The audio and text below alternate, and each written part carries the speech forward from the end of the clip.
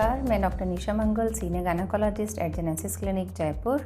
Infertility आजकल एक बहुत ही कॉमन प्रॉब्लम है और इसकी incidences day by day increase होती जा रही हैं। तो आज हम बात करेंगे इनफर्टाइल कपल के अंदर यूज़ होने वाले एक बहुत ही कॉमन और ओपीडी प्रोसीजर के बारे में। इसका नाम है IUI, मतलब इंट्रा यूटेराइन इंसेमिनेशन। जैसा कि नाम से ही क्लियर होता है, इसमें हम सीमन को लैब में प्रोसेस करते हैं, उनमें से मोटाइल स्पर्म सेपरेट करते हैं और उसको फीमेल के यूट्रस में डायरेक्टली एक बहुत ही स्मॉल कैथेटर के थ्रू इंसेमिनेट या इंजेक्ट कर देते हैं। तो इस एक छोटे से प्रोसीजर की मदद से प्रेगनेंसी रेट्स काफ़ी इंक्रीज़ हो जाती हैं। IUI को लेकर कपल्स में बहुत सारे कन्फ्यूजन्स होते हैं, बहुत से मिथ्स होते हैं। तो आज की इस वीडियो में मैं ये बताना चाहूँगी कि IUI क्या होता है, इसका बेसिक पर्पज़ क्या है, किन पेशेंट्स में IUI करना चाहिए, किन पेशेंट्स में अवॉइड करते हैं, IUI साइकिल के अंदर क्या स्टेप्स होती हैं और IUI प्रोसीजर कैसे किया जाता है। तो सबसे पहले हम बात करेंगे IUI क्या होता है और इसका बेसिक पर्पज़ क्या है।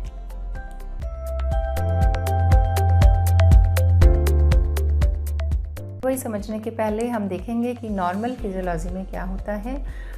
जब भी हस्बैंड वाइफ का कांटेक्ट होता है तो स्पर्म जो है या सीमन जो है वो वजाइना में डिपॉजिट होता है। प्रेगनेंसी अचीव करने के लिए, मतलब एग और स्पर्म की मीटिंग के लिए स्पर्म को वजाइना से लेके फेलोपियन ट्यूब तक का ट्रैवल करना होता है। मतलब स्पर्म वजाइना से सर्विक्स में, सर्विक्स से यूट्रस में और उसके बाद फेलोपियन ट्यूब तक ट्रैवल करता है।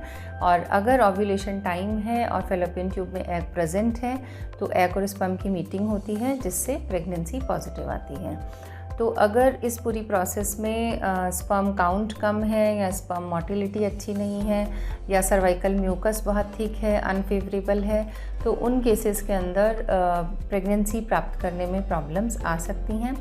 नॉर्मल के अंदर भी जितने भी स्पर्म डिपॉजिट होते हैं वजाइना में, उसमें से approximately 1 to 5% sperm he fallopian tube तक माइग्रेट करके पहुंच पाते हैं।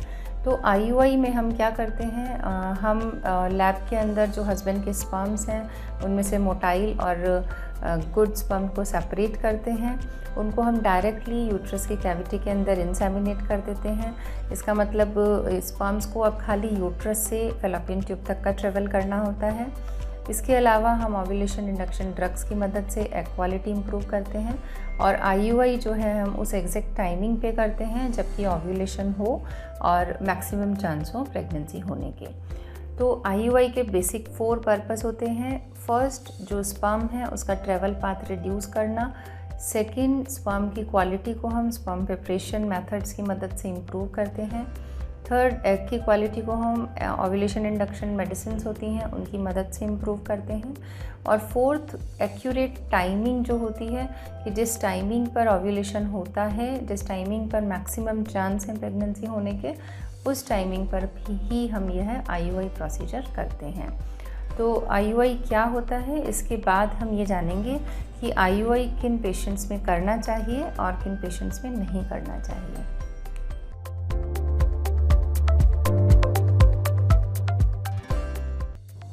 IUI के इंडिकेशंस में सबसे पहला इंडिकेशन होता है एबनॉर्मल सीमन पैरामीटर्स, मतलब या तो स्पर्म की काउंट कम हो या स्पर्म की मोटिलिटी कम हो।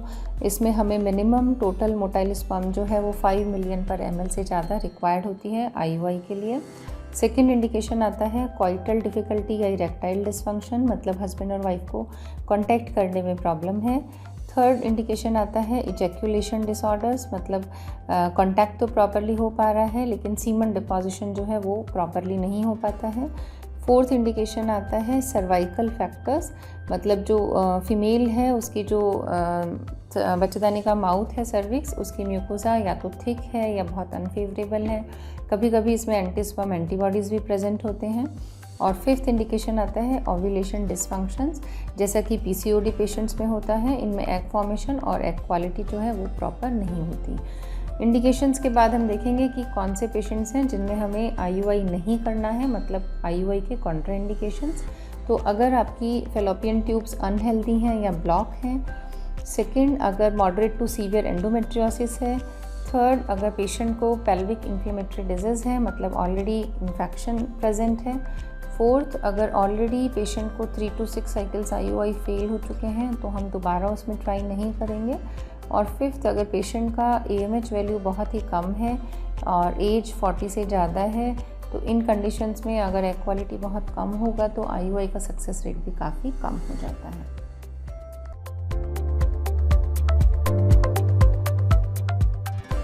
IUI साइकिल स्टार्ट करने के पहले हम पेशेंट का प्रॉपर हिस्ट्री और बेसिक इवैल्यूएशन करते हैं।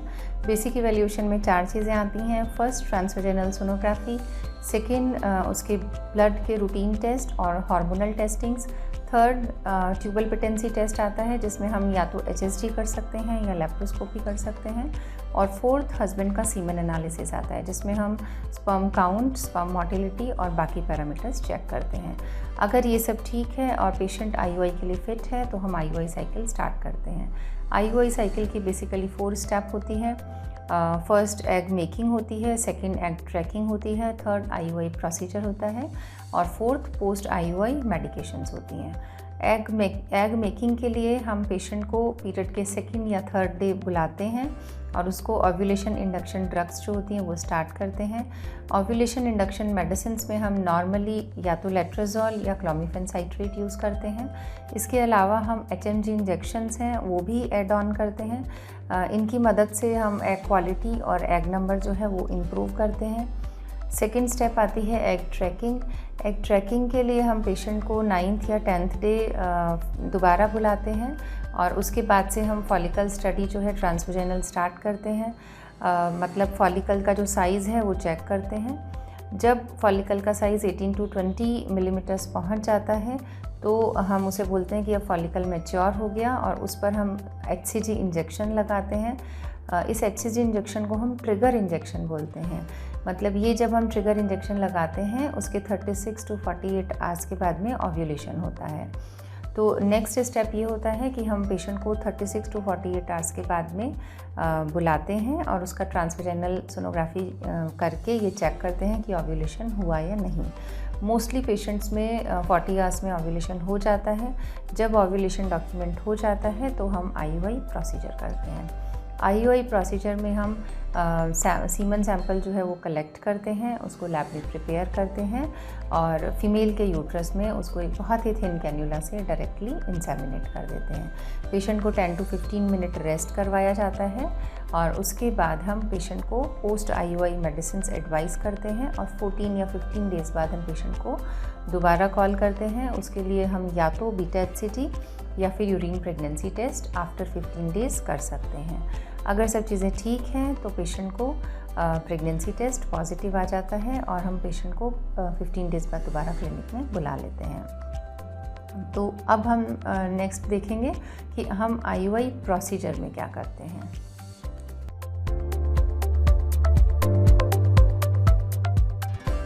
IUI प्रोसीजर एक OPD प्रोसीजर होता है। ये बिल्कुल सेफ़ और पेनलेस होता है। आपको कोई एक्स्ट्रा प्रिपरेशन की ज़रूरत नहीं है। आपको फास्टिंग नहीं आना होता है। आपको जब भी HCG ट्रिगर लगा है उसके 36 to 48 आवर्स के बाद में हम लोग बुलाते हैं, एक ट्रांसवेजेनल सोनोग्राफी करके चेक करते हैं कि आपका फॉलिकल रप्चर हुआ है या नहीं। अगर ओव्यूलेशन डिटेक्ट हो जाता है तो हम हस्बैंड को सैंपल कलेक्ट करने के लिए बोलते हैं। हस्बैंड के सैंपल को IUI लैब के अंदर प्रिपेयर किया जाता है। IUI की सीमन प्रिपरेशन के बारे में मैं अपने नेक्स्ट वीडियो में बात करूंगी। जब भी सीमन प्रिपेयर हो जाता है तो हम पेशेंट को IUI टेबल पर लिथोटॉमी पोजीशन में लिटाते हैं। एक बहुत ही थिन स्पेक्यूलम होता है, कस्कोज स्पेक्यूलम, उसको पेशेंट के वजाइना में इंसर्ट करते हैं और IUI सैंपल को हम IUI कैन्यूला के अंदर लोड करते हैं और इसे पेशेंट के यूट्रस में सर्विक्स के इंटरनल ऑस के जस्ट ऊपर इंसेमिनेट करते हैं। मतलब इस प्रिपेयर्ड सैंपल को हम इंजेक्ट कर देते हैं। IUI कैन्यूलाज बहुत ही थिन होती हैं, इसलिए ये प्रोसीजर बिल्कुल पेनलेस होता है।